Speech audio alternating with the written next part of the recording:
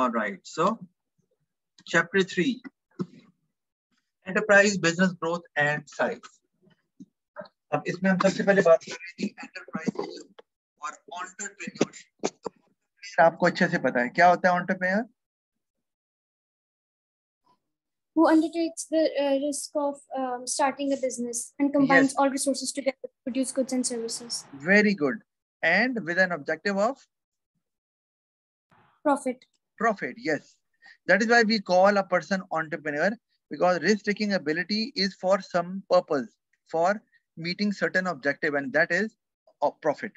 और resources को organize कर रहा है, बिल्कुल सही है, वो भी profit लेने के लिए, ताकि लोगों को वो चीजें provide करे which can best satisfy the people and they will be able to pay the amount entrepreneur demands and hence profit is earned. All right, ये आपको अच्छे से पता है, तो मैंने लिख दिया वैसे, a person who takes the risk of running a business and combines all resources together to produce goods and services. और आगे आप ऐड कर सकते हैं इसमें with an objective of profit. वैसे इसमें भी नंबर 2 मिल जाते हैं, लेकिन फिर भी आप एडिशन कर सकते हैं जो मैंने बताया। अच्छा, और एंटरप्रेन्योर पर्सन है, एंटरप्राइज वो एबिलिटी है जो एंटरप्रेन्योर पोजेस करता है, ये हमने बात की हुई है इस पे। आगे चलते हैं, advantages of being an entrepreneur. अब जल्दी से देखते हैं, पेपर में क्वेश्चन भी आता है कि अगर आपने एक एंटरप्रेन्योर बनना है ऑफ कोर्स, तो उसका फायदा क्या है? एक है make use of his abilities. अब इसको डेवलप करना बड़ा इंपॉर्टेंट है। मतलब ये कि if you are running your own business, or let's say you plan to run your own business, you would like to set up a business in which you have some sort of experience, expertise or knowledge, बल्कि and knowledge मुझे कहना चाहिए, ठीक है? Entrepreneur में ऐसे ही होता है, वो एंटरप्रेन्योरशिप में आप वही काम करें। Let's say you are a good chef, so of course you would like to open a restaurant because your expertise can be used to the maximum level in a restaurant, rather than in a car manufacturing plant or in a furniture manufacturing factory. Of course वहां इस्तेमाल नहीं होगा। तो entrepreneur अपनी abilities का best use कर सकता है और उससे maximum benefit gain कर सकता है। वो abilities जाया नहीं होंगी और abilities को use करेगा, maximum satisfaction भी gain करेगा। Contrary to it, अगर वो कहीं job करता है तो of course job करते हुए you do not decide what duties to perform. The organization where you work, they decide what sort of work you would be performing, right? तो उसमें हो सकता है आपकी abilities का maximum use ना हो, और ये एक फर्क है पहला, कि अगर आप जॉब करते हैं तो उसमें आपको शायद आपकी abilities का maximum use ना हो, मैं शायद का वर्ड इस्तेमाल कर रहा हूँ, और इसमें आपका best use of abilities होगा to your satisfaction, और आपकी वो abilities आपको maximum benefit आप उनसे ले सकते हैं जो कि जॉब में शायद ना हो आपको। तो जैसे कि एक टीचर है कोई, तो वो लेट्स से पाकिस्तान स्टडीज पढ़ाता है, तो उसको कहा गया सर आपने इस्लामाबाद भी पढ़ानी है, तो वो टीचर शायद इस्लामाबाद में इतना एक्सपर्ट नहीं है, लेकिन अब स्कूल ने कह दिया है और वो पे कर रहे हैं, तो of course the teacher will be teaching both Pakistan studies and Islamiyat. तो वो पाकिस्तान स्टडीज पे फोकस भी नहीं कर पाएगा ज्यादा, क्योंकि इस्लामियात भी पढ़ाना है और वो उसको सही से नहीं आता। तो इसका मतलब है कि एबिलिटी जो है वो उसका बेस्ट यूज नहीं हो रहा, उसको सिर्फ पाकिस्तान स्टडीज पढ़ाने देना चाहिए था जिसमें उसकी एक्सपर्टीज है, लेकिन जॉब में ऐसा नहीं होता। Any question regarding the first point? No. Okay, all right. May earn a lot more than working as an employee somewhere. Yes, because when we talk about a business, sky is the limit, right? There is no limit at all, na? Sky is the limit. So the more you work harder, the higher you would earn. तो उसमें आप देख लें अब कि उसकी सबसे बड़ी एग्जांपल, दुनिया में जो सबसे रिच आदमी है, रिचेस्ट मैन ऑन अर्थ, वो आपको पता ही है कि वो इलॉन मस्क है, और he is a businessman, he is not an employ somewhere. तो अमीर आदमी तो वही होगा जो बिजनेसमैन है, जो एम्प्लॉय होगा उसकी एक सर्टेन लिमिट होगी सैलरी की जो उसको मिलेगी हर महीने। Let's say if someone is earning 2 lakh rupees or 1 lakh rupees or even 5 lakh rupees, let's say, so that the same amount will be transferred to his bank account every month, ठीक है? उससे बढ़ना नहीं है, उसमें उतनी ही amount मिलती रहनी। जबकि एक बिजनेसमैन जो है वो हो सकता है एक महीने में 10 लाख कमा रहा है तो अगले में 20 लाख कमा लिया या उससे ज्यादा हो गया। तो इसलिए ये एक और एडवांटेज नजर आ रहा है हमें बीइंग एन एंटरप्रेन्योर, कि आप बहुत ज्यादा कमा सकते हैं in comparison to if you do a job somewhere. तो आपका स्टैंडर्ड ऑफ लिविंग बहुत ज्यादा अच्छा होगा, आप अपनी नीड्स और वांट्स को कहीं ज्यादा बेहतर तरीके से सेटिस्फाई कर सकते हैं। You can add it while developing this point. Got it? Yes. All right, then complete independence in decision making. Again, you do not need to consult anyone. ये especially true है कि अगर आप एक sole trader है, मतलब you are running your own business and there is no other co-owner or partner in your business. So of course, you will be the decision maker alone, and whatever decision you want to take, you can take it. तो आपको ये independence जो है ना, it gives you greater satisfaction, क्योंकि आपको कोई restriction नहीं है, which is always there when you are doing a job. You have a clearly defined role and you cannot go beyond that. तो यहाँ पर आप बहुत अच्छे से अपनी डिसीजन ले सकते हैं जो आपको लगता है बेस्ट है for the business, for yourself. और इंडिपेंडेंस जो है वो इट गिव्स ग्रेटर सेटिस्फेक्शन। कई लोग कहते हैं यार हम नौकरी मटेरियल नहीं है, मतलब हमसे जॉब नहीं होती, हम चाहते हैं अपनी मर्जी से काम करें, अपनी मर्जी से आए जाएं, और जब काम करना है तो बेशक रात के 2 बजे तक काम करते रहें, और जब हमने नहीं आना है तो हम आराम से 12 बजे आएंगे, छुट्टी कर लेंगे। तो these options are not available in a job. उसमें तो 9 to 5 की जॉब ही होती है, वो आपको आना ही पड़ता है, जो मर्जी हो जाए। उसमें ये नहीं है कि जी हम 2 बजे तक ओवर टाइम कर लेंगे, ऑफिस बंद हो गया, फैक्ट्री बंद हो गई है, तो फिर ओवर टाइम कैसे करना आपने। तो ये इंडिपेंडेंस जो है ना, it gives greater amount of satisfaction to the people who actually want to run their own business. तो कोई इंटरफेरेंस नहीं है उनकी डिसीजन में। फिर choice of business of his or her own interest, ये मैंने आपको पहले ही बता दिया है कि आप अपनी मर्जी का काम करते हैं ना। आप कारपेंटर हैं तो आपने वुडन फर्नीचर की कोई शॉप खोल ली है, ऑफ कोर्स, तो it's your choice, it's of your interest.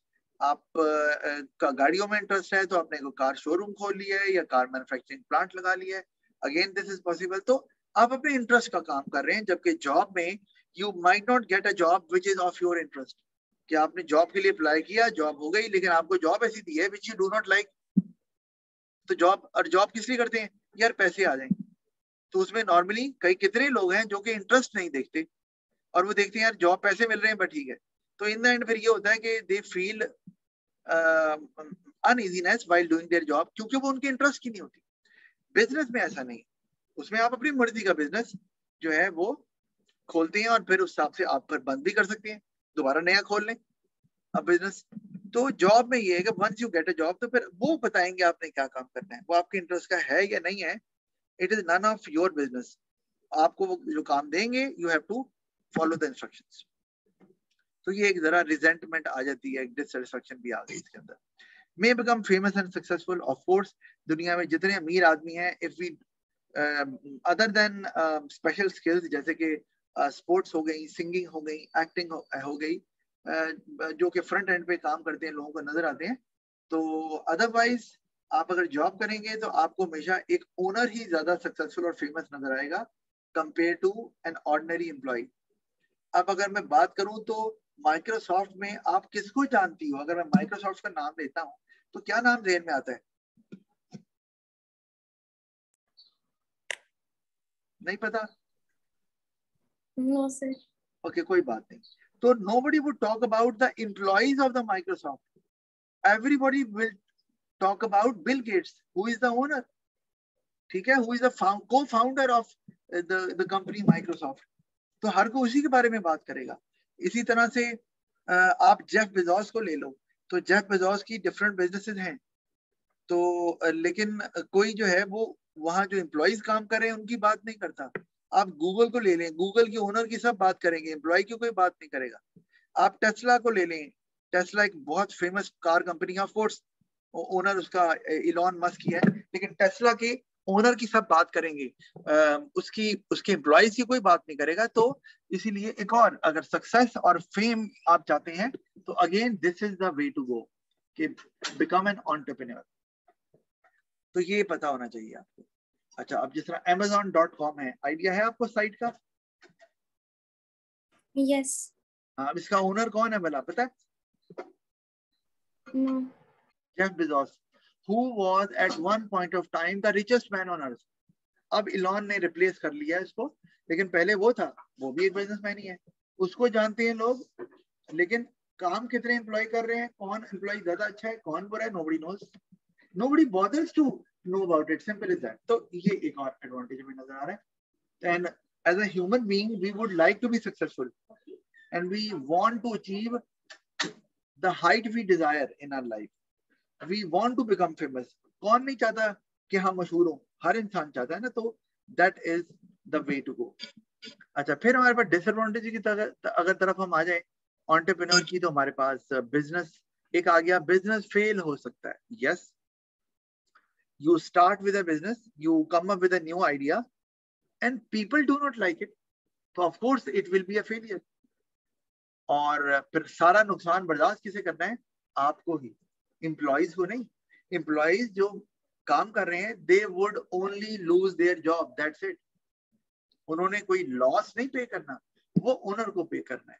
और अगर हम बात करें कि डी फेम कौन होगा, ओनर। अगेन, अगर फेम ओनर को मिलता है तो डी फेम भी ओनर ही होगा, एम्प्लॉइज नहीं होंगे।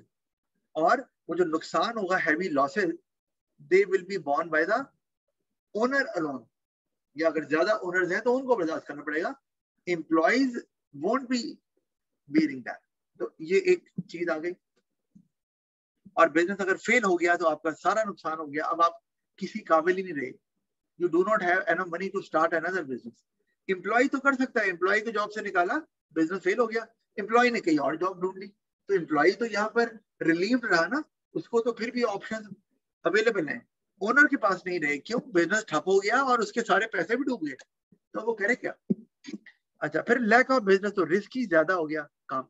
Lack of business knowledge required to manage a business, ये एक और बात कि आपको एंटरप्रेन्योरशिप के लिए बिजनेस की नॉलेज चाहिए, मतलब जॉब नॉलेज नहीं चाहिए। जैसे मैं एग्जांपल देता हूँ कि I work in different schools, तो मुझे सिर्फ टीचिंग नॉलेज चाहिए अपनी जॉब की, मुझे सब्जेक्ट आना चाहिए, फाइन। लेकिन what about the whole school, उस पूरे स्कूल को मैनेज करना, I have no idea how to manage it, तो वो नॉलेज है बिजनेस नॉलेज, तो वो चाहिए होती है एंटरप्रेन्योर को। तो एंटरप्रेन्योर को नॉलेज कहीं ज्यादा, जॉब नॉलेज तो एक बहुत लिमिटेड स्कोप है ना, तो उससे कहीं ज्यादा कि इसको ओवरऑल मैनेज कैसे करना है इस पूरी ऑर्गेनाइजेशन, वो आपको चाहिए। तो वो एट टाइम्स नहीं होता बिजनेस नॉलेज, बिजनेस को मैनेज करने के लिए। आपने बिजनेस स्टार्ट करना है, पैसा है, आपके पास जॉब नॉलेज भी है। जैसे मैंने कहा कि you are a good chef, you are working earlier somewhere, now you want to open a restaurant, problem आ गई, जॉब नॉलेज है, बिजनेस नॉलेज नहीं है, तो क्या करें, रेस्टोरेंट कैसे खोलें, तो नहीं चल सकता इस तरह से। उसमें आपको फंड्स मैनेज करने हैं, उसमें आपको एम्प्लॉइज मैनेज करने हैं, तो आपको कस्टमर्स मैनेज करने हैं, वो एक प्रॉब्लम है आपके लिए। अच्छा, फिर have to invest own money, yes, और आपका ही पैसा जाएगा, एम्प्लॉइज पे थोड़ी ना जाएगा, ये आपको पता, आप इसको एक्सप्लेन कर सकते हैं। फिर may earn less than working as an employ in another business, yes, possible है कि यू स्टार्ट योर बिजनेस और शुरू में आपका बिजनेस जो है वो स्ट्रगल कर रहा है, ठीक है, तो आपको नहीं प्रॉफिट हो रहा है, ये बहुत लो प्रॉफिट हो रहा है, लेकिन आपको सैलरी तो देनी पड़ रही है ना। एक बंदा अगर आपने मैनेजर हायर किया हुआ है 5 लाख में, तो उसको तो आप 5 लाख ही देंगे। आप ये कह सकते हैं कि because we are earning less that's why we won't give you the salary you were getting earlier, no, वो तो जॉब छोड़ के चला जाएगा, आपको उसको उतना ही देना है। तो अगर प्रॉफिट कम हो रहा है तो वो भी ओनर के हिस्से में जाएगा, सैलरी तो उतनी ही मिलती रहेगी। और बाद में जब फ्लरिश कर गया अगर बिजनेस, तो जारी बात है फिर वो रिवॉर्ड भी ओनर्स को ही मिलेगा, तो वो एम्प्लॉइज की, मैनेजर्स की सैलरीज पे उतना इंपैक्ट नहीं आएगा। तो ये बात ठीक है कि फायदा भी उसका ज्यादा होगा, लेकिन नुकसान भी। इसलिए मैंने यहाँ देखो वर्ड क्या लिखा हुआ है, मे अर्न, अगेन क्योंकि पॉसिबिलिटी है, हो सकता है नहीं भी, तो इसलिए मे का वर्ड इस्तेमाल किया। तो ये एक प्रॉब्लम और आ गई एंटरप्रेन्योर के लिए कि वो हो सकता है कम कमाए, उससे नहीं, उससे बिजनेस बड़ा हो रहा, कस्टमर ज्यादा नहीं उससे अट्रैक्ट हो रहे, तो सेल ज्यादा नहीं कर पा रहा, तो ये मुमकिन है। आपको पता है इलॉन मस्क ने शुरू में उसकी ना एक कंपनी है स्पेस एक्स, यानी कि वो सैटेलाइट्स कंपनीज के ना डिफरेंट चैनल्स के भी भेज सकता है, वो सैटेलाइट्स भेजता है आपके स्पेस में, ठीक है ना, सैटेलाइट्स का तो आपको पता है अच्छे से। तो वो कई दफा उसने कोशिश की रॉकेट के थ्रू चूंकि जाने होते हैं, तो वो रॉकेट उसके तबाह होते रहे, 1 दफा 2 दफा 3 दफा, कई दफा, और बहुत ज्यादा नुकसान उठाया उसने, और लोगों ने कहा ये चलने वाला नहीं है बिजनेस, बहुत हैवी नुकसान, लेकिन उसने हार नहीं मानी, वही ट्राई अगेन वाली जो स्टोरी है, and finally he succeeded and now he is the richest man on earth. So there is a long struggling story behind that success. तो ये होता है, तो उसके साथ भी हुआ, वो कम कमा रहा था, नहीं कमा रहा था, लेकिन एम्प्लॉई रह गए, वो आगे निकल गया। ये फायदे की तरफ आ जाएगा, अभी तो हम डिसएडवांटेज देख रहे हैं। Any question regarding the disadvantage? No, okay, my focus is not on the points which are there. मेरा फोकस है कि आपने इनको डेवलप करना है, इनको एक्सटेंड करना है to get marks for analysis, जो कि बहुत इंपॉर्टेंट है। एवैल्यूएशन में भी ऐसे ही है। मेरा फोकस उस पे है जो आपको मैं बता रहा हूँ अभी। अच्छा, ऑल राइट। फिर हमारे पास आता है जी अब कि कैरेक्टरिस्टिक्स ऑफ सक्सेसफुल एंटरप्रेन्योर्स। अगर हम देख लें जल्दी से कि कौन से जो कामयाब एंटरप्रेन्योर होते हैं उनके पास क्या क्वालिटीज होती हैं। पहला, हार्ड वर्किंग। जाहिर बात है हार्ड वर्किंग जरूरी है, उसके बगैर आप बिजनेस को सक्सेसफुल नहीं कर सकते। क्यों? हार्ड वर्किंग का मतलब क्या है कि you have to spend time. आपकी सोशल लाइफ कम हो जाएगी। You cannot give more time to your family and friends. So sometimes you have to have late sitting. You have to spend time for hours at night as well. काम कर रहे हैं, working कर रहे हैं, बिजनेस को कैसे बेहतर करना है, और तो वो हार्ड वर्किंग जरूरी है। नहीं करेंगे आप कहीं घर बैठूंगा बिजनेस सक्सेसफुल हो जाएगा, no way. You have to consume a lot of time. You have to spend a lot of time for your business success. फिर रिस्क टेकर, यस, ये आपको पता है। तो जितना रिस्क लेंगे उतना ही प्रॉफिट ज्यादा होगा। रिस्क नहीं लेंगे प्रॉफिट ज्यादा नहीं होने वाला। आपको ये याद रखनी बात आपने। तो जैसे मैं एग्जांपल देता हूँ कि आपने कहा कि मैं एक मोबाइल शॉप खोल लेता हूँ या खोल लेती हूँ एक किसी जगह पर जो बहुत लोनली है, ज्यादा लोग नहीं है, एक ही दुकान खोलूंगा, लोग मेरे से लेंगे, फाइन। रिस्क कम है, प्रॉफिट भी कम होगा। क्यों? क्योंकि when people want to buy cell phones, they would like to find a place where there is lot of choice for cell phones. तो आपको अगर मैं कहूँ सेल फोन लेना है तो आपके ज़हन में क्या आता है? कहाँ पर चॉइस ज्यादा मिलेगी? लाहौर में ऐसी कौन सी जगह है पता है? No idea. वो है हफीज सेंटर, नाम सुने? यस। हाँ, तो हफीज सेंटर मोबाइल शॉप ही है, लैपटॉप ही होते हैं, लेकिन मोबाइल शॉप बहुत ज्यादा है। तो आप वहां जाते हैं तो you get plenty of choice. तो आप वहां जाना पसंद करेंगे तो ज्यादा कस्टमर्स वहां आते हैं। अगर आपकी वहां दुकान है तो this is for sure you will get customers. Now it's up to you whether you are able to attract customers or not, लेकिन कस्टमर आपकी दुकान विजिट जरूर करेगा। There will be a lot of footfall. लेकिन अगर आप वहां lonely place पे खोल लेते हैं तो कस्टमर आएगा तो आपसे लेके जाएगा, फाइन, लेकिन आएगा ही थोड़ा, क्योंकि कस्टमर के पास चॉइस नहीं है। वहां पर आप अकेले हो और कस्टमर भी कम आएगा, तो आपके पास रिस्क कम है लेकिन प्रॉफिट भी कम होगा, वो ज्यादा नहीं होगा। हाँ, हफीज सेंटर जाएंगे तो you have a competition with other shops as well. Yes, risk is there, but if you have good communication skills, you have a reasonable rate at which you are offering your cell phone, तो आपके पास marketing tactics हैं तो आप customers को attract कर लेंगे और risk के बावजूद आपको प्रॉफिट कहीं ज्यादा होगा। आपने कभी गौर किया जहां मैकडॉनल्ड्स होता है वहां KFC आपको नजर आएगा, जहां बाटा की दुकान होती है वहां आपको सर्विस की दुकान नजर आएगी? आपने ये ऑब्जर्व किया? यस। क्यों? क्योंकि दे आर क्लोज कॉम्पिटिटर्स। उन्हें पता है कि भाई यहाँ कस्टमर आने हैं तो हमने भी वहीं खोलनी है जहां कस्टमर आते हैं, ताकि वो वहां आए तो हमारा कंपटीशन बढ़ेगा और फिर हम कस्टमर को अट्रैक्ट भी करेंगे। रिस्क है बट प्रॉफिट के चांसेस भी ज्यादा हैं। आप MM आलम रोड को तो